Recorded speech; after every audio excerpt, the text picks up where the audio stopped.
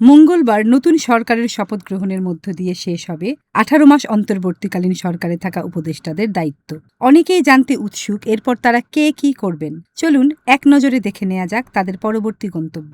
উপদেষ্টা পরিষদের শেষ বৈঠক শেষে সোমবার বিকেলে রাজধানীর ফরেন সার্ভিস একাডেমিতে আয়োজিত সংবাদ সম্মেলনে একজন সাংবাদিক যখন জানতে চাইলেন অধ্যাপক মোহাম্মদ ইউনূস প্রধান উপদেষ্টার দায়িত্ব শেষে কী করবেন, তখন প্রধান উপদেষ্টার প্রেস সচিব শফিকুল আলম বলেন, উনার ডিকশনারিতে রিটায়ার্ড বলতে কিছু নেই।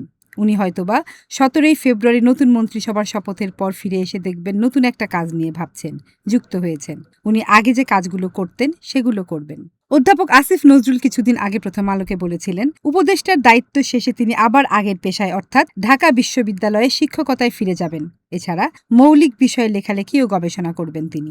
পরিবেশ, বন ও জলবায়ু পরিবর্তন উপদেষ্টা সৈয়দা রিজওয়ানা হাসান দায়িত্ব শেষে আবার বাংলাদেশ পরিবেশ আইনবিদ সমিতি বেলার কাজে ফিরবেন বলে জানিয়েছেন। এদিকে অর্থ উপদেষ্টা সালেউদ্দিন আহমেদ দায়িত্ব শেষে আবার ব্র্যাক বিশ্ববিদ্যালয়ে যোগ দেবেন। আলী ইমাম মজুমদার জানিয়েছেন, দায়িত্ব শেষে তিনি আগের মতোই সামাজিক সাংস্কৃতিক সংগঠন ও গণমাধ্যমের সঙ্গে সম্পৃক্ত থাকবেন। উপদেষ্টা হওয়ার আগে তিনি সংবাদপত্রে কলাম লিখতেন। পররাষ্ট্র উপদেষ্টা তৌহিদ হোসেন আগেই জানিয়েছেন আপাতত কিছুদিন বিশ্রাম নেবেন, এরপর আগের মতোই লেখালেখিতে ফিরতে চান। বিদ্যুৎ, জ্বালানি ও খনিজ সম্পদ উপদেষ্টা মোহাম্মদ ফাউজুল কবির খান জানিয়েছেন, রমজানের পর আবার লেখালেখি ও বই পড়ায় ফিরবেন তিনি। সমাজ কল্যাণ উপদেষ্টা শারমিন এস মুর্শিদ ব্রতিতে ফিরে যাবেন এবং মানবাধিকার বিষয়ে কাজ করবেন।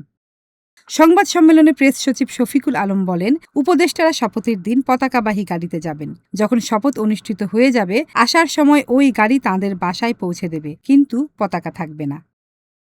মনস্বিতা বুলবুলি, দিনকাল ডিজিটাল।